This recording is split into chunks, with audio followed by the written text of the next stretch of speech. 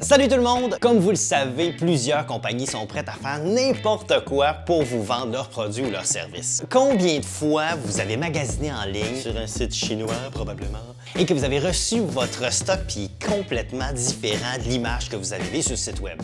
Pourquoi? Parce que ces entreprises-là ont décidé de ne pas utiliser la transparence. Transparence, ça veut aussi dire honnêteté. C'est pourquoi aujourd'hui, ça me fait particulièrement plaisir de vous raconter l'histoire de 3 entreprises qui ont réussi à faire une bonne campagne de marketing basée sur la transparence. Je te le dis, écoute ça jusqu'à la fin parce que la 3e histoire, c'est du bon. Sans plus tarder, voici l'art de la transparence en affaires.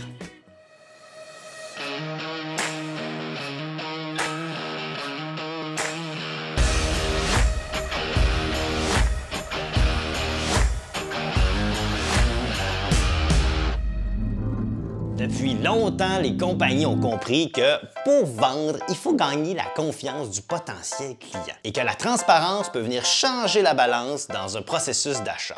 En 1967, la compagnie allemande Volkswagen, Das Auto, avait pour objectif de percer le marché américain avec une certaine Beetle. C'était un défi de taille parce qu'il fallait réussir à faire la promotion d'une petite voiture allemande, Hitler, à des Américains.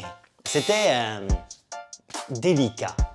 En plus, il faut se rappeler qu'en 1960, aux États-Unis, c'est les muscle cars qui avaient la cote. C'est les gros chars, là, les gros moteurs. Ils dépensaient plus de gaz en allant chercher une pinte de lait que ce que l'Arabie Saoudite au complet pouvait produire en une journée. Et Volkswagen voulait percer le marché avec un petit char rond, pas de moteur.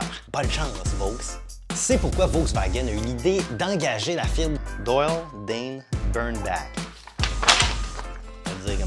Doyle, Dane, Bernbach. La firme DDB a décidé d'utiliser la transparence comme arme publicitaire. C'est dans l'édition d'octobre 68 du magazine Autocar que Volkswagen a décidé de frapper fort. Une pleine page avec une petite photo de la Beetle avec 4 mots pa pa pa pa qui la surplombent.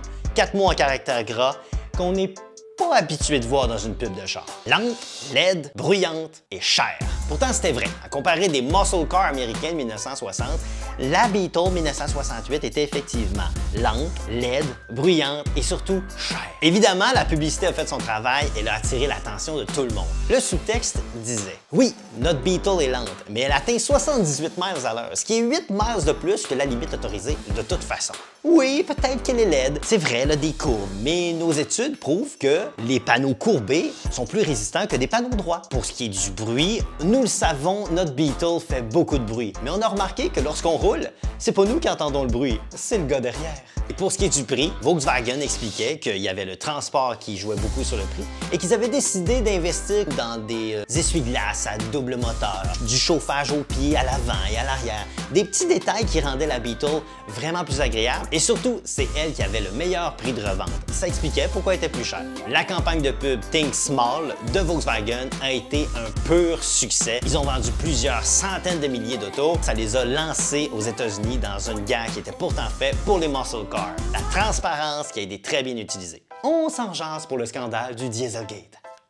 Deuxième histoire. Allons maintenant dans le monde de la location automobile. La compagnie Avis a toujours été une bonne deuxième derrière Hertz aux États-Unis. Une compagnie de location qui voulait faire son possible pour essayer de devenir la première aux États-Unis, mais il y avait tellement de compétition que ça devenait quasiment impossible. Mais ça va toujours prendre un premier et ça va toujours prendre un deuxième. C'est pourquoi la firme de marketing a décidé, plutôt que de se battre contre le numéro 1, on va assumer qu'on est deuxième et on va s'en faire une force. Alors ils ont décidé d'utiliser la transparence et d'être francs avec leurs clients. Ils ont changé leur slogan par « We try harder ». On va travailler plus fort que tout le monde pour devenir les premiers. C'est pourquoi dans leur campagne marketing, ils ont décidé d'un message punch. Pourquoi devriez-vous faire affaire avec Avis? Parce que nous sommes deuxième et on peut pas se permettre de pas être gentil avec vous. C'est drôle parce qu'ils sont restés deuxième position aux États-Unis, mais quand même, ça a tellement bien fonctionné qu'ils ont décidé de garder pendant plus de 50 ans le logo « We try harder ». La compagnie Avis a passé de 18 % de part de marché à 34 % de part de marché. Et maintenant, le meilleur pour la fin, la 3e histoire. Seriez-vous prêt à dormir dans un des pires hôtels du monde? Je vous présente le Hans Brinker Budget Hotel. Cet hôtel un peu douteux est situé au beau milieu d'Amsterdam. Ils ont décidé de se démarquer en devenant l'hôtel le moins cher possible. Qui dit hôtel le moins cher possible, dit un hôtel avec le moins de services possible. Je vous parle ici d'un hôtel que parfois l'ascenseur marche pas, que vous pouvez dormir sur des lits superposés à 2, à 3, avec des gens que vous connaissez pas trop. C'est pas nécessairement propre. C'est pourquoi leur campagne de marketing disait « Désolé d'être les meilleurs pour ignorer vos plaintes. » Ou encore mieux, « Nous ne pourrions pas être pires, mais nous allons travailler très fort pour réussir. » L'objectif de l'hôtel, c'est d'aller chercher des étudiants comme clients, des gens qui voyagent pas que ça, qui sont parfois seuls, et de réunir le monde d'un peu partout sur la planète. Et ça fonctionne. Les gens de partout autour du monde font un détour pour passer au Hans Brinker Hotel.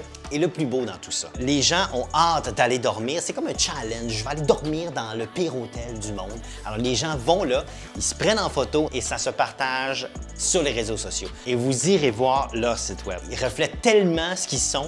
Il est très franc, ils font des vidéos, c'est cheap. Et dans les services offerts, même sur le site web, on parle de, bon oui, le Wi-Fi gratuit, quand il fonctionne, évidemment, mais on parle aussi d'avantages très concurrentiels comme nous avons des fenêtres, l'eau courante, l'électricité et comme il dit ici bien, des vues partiellement incroyables. L'hôtel a eu le courage d'y aller avec la transparence. Jouer la carte de l'hôtel la plus cheap sur la planète.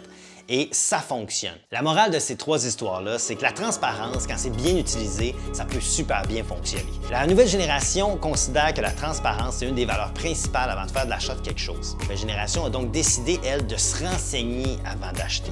C'est important de mettre les bonnes informations, de donner le plus de détails possible, puis d'aller chercher une espèce de sentiment de franchise. Parce qu'au bout du compte, à produit égal, évidemment, les gens vont choisir l'entreprise qui a l'air la plus honnête. Bref, le marketing de transparence, ça peut fonctionner. J'espère que ça vous a aidé, j'espère que ça vous a donné des idées dans votre entreprise. Et si vous avez des questions, n'hésitez pas. Faites comme beaucoup de monde le font déjà. Écrivez-moi sur Facebook, ça va me faire plaisir de vous répondre. Et je vous dis, ciao bye!